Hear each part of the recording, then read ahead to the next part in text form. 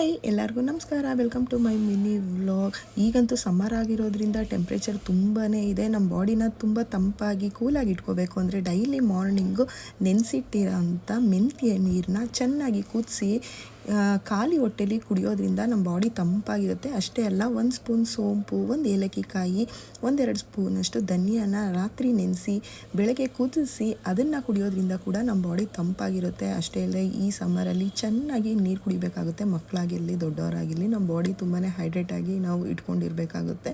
ಕುಡಿದು ನನ್ನ ಮಗಳ ಜೊತೆ ನಾನು ಕೂಡ ಸ್ವಲ್ಪ ಹೊತ್ತು ಪಾರ್ಕಲ್ಲಿ ವಾಕ್ ಮಾಡ್ಕೊಂಡು ಬಂದೆ.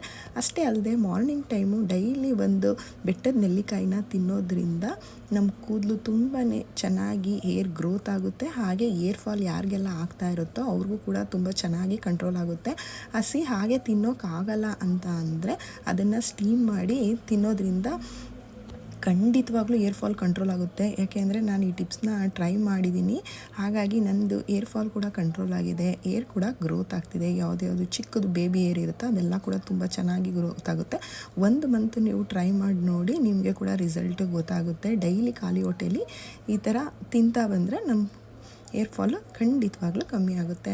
ಹಾಗೆ ಇವತ್ತು ಒಂದು ಗೃಹ ಪ್ರವೇಶ ಇತ್ತು ಅಂತ ಹೇಳಿ ಬಂದಿದ್ವಿ. ಬಟ್ ಯಾವುದೇ ಒಂದು ಫಂಕ್ಷನ್ನು, ಜಾತ್ರೆ ಎಲ್ಲ ಬರೋದು ಈ ಸಮ್ಮರ್ ಟೈಮಲ್ಲೇ ಅನಿಸುತ್ತೆ.